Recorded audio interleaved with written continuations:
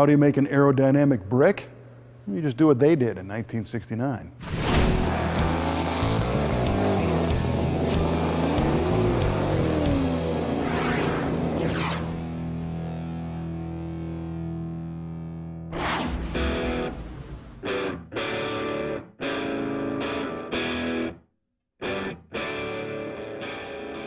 If there was ever a muscle car that went from 0 to hero on the popularity scale, it's the Dodge Daytona. These days, we look at these winged warriors with high regard, but many of these outrageous machines died on the vines of Dodge dealerships back in the day. Dealers often couldn't give these cars away, but today, that's a whole different story. The origins of the Dodge Daytona are rooted deep in NASCAR racing at a time when the manufacturers would do just about anything to help their brand land in the winner's circle.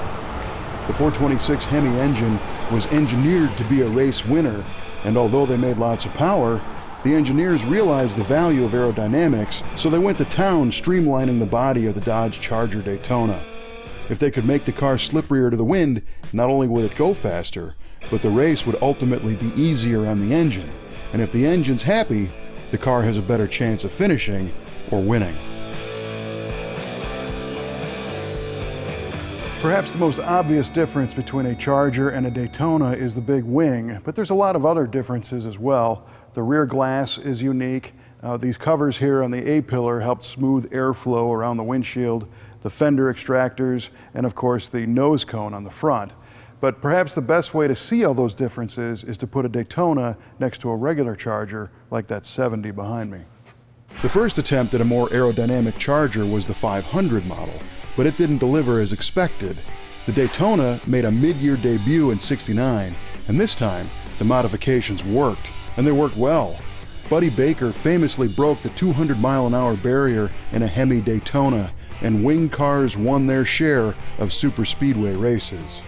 But to be race legal, Dodge had to release consumer-level versions of the NASCAR racers, and that is what we see here.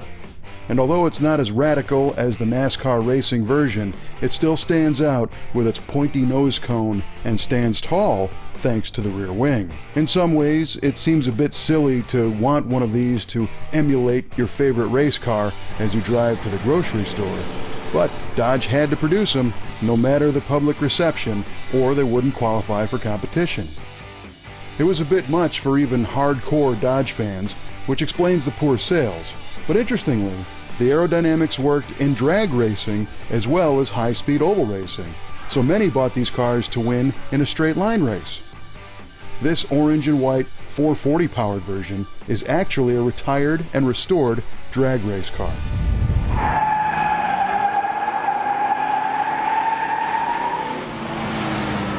The 440 V8 was nearly bulletproof, and the engines made 375 horsepower and 480 tire-roasting pound-feet of torque from the 10-to-1 compression, all-iron V8 engine. There was a six-pack version with 3 two-barrel carburetors, but ours runs the single 4-barrel and is backed by an automatic transmission. Take a look at how that big 440 gets lost in the sea of orange under the hood. These were big cars, and the extended nose cone made them even longer. The rear 323-to-1 gear allows for a nice mix of acceleration and freeway cruising. And speaking of cruising, that's something these Daytonas do pretty well also. A big plush interior features bucket seats in the front and a giant rear seat, and we love the light-looking headrests on these cars. White upholstery looks outstanding with the orange exterior paint, and the wrinkle black dash features a tick-tock tack and a 150-mile-an-hour speedo, with smaller fuel, temp, oil pressure, and alternator gauges to the right. This one has a heater and an AM radio for entertainment, and the long console starts with a super cool grill-looking piece of trim and flows up to the automatic shifter handle. The street-going cars certainly didn't have the suspension bones that the racers did, and they were pretty cushy on the highway. There was some extra weight, and the mass was pushed to the ends of the car, which didn't help handling much, but the tiny sway bar did all it could to keep things under control in the turns. The modern radial tires were a bit old on this car, so they didn't smoke much when the throttle went down, but they sure make the chrome Magnum 500 wheels look good. Up front, the steel nose houses special rotating headlights that fold flat for better aerodynamics, and a small grill opening tried to keep the 440 or the optional 426 Hemi fed with fresh air. The lower air dam pushed air around the car instead of under it, reducing lift. Out back, the big wing actually worked to keep the tail of the car down at high speeds, and it also made the car easier to find in crowded parking lots. There's no sneaking around in a bright orange and white Dodge Daytona.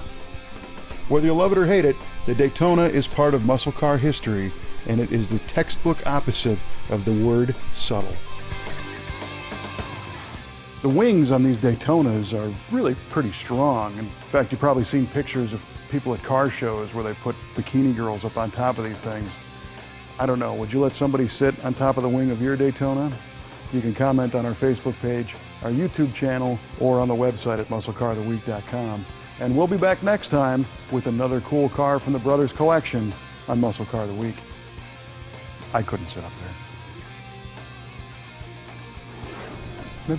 Maybe I could. Let me look.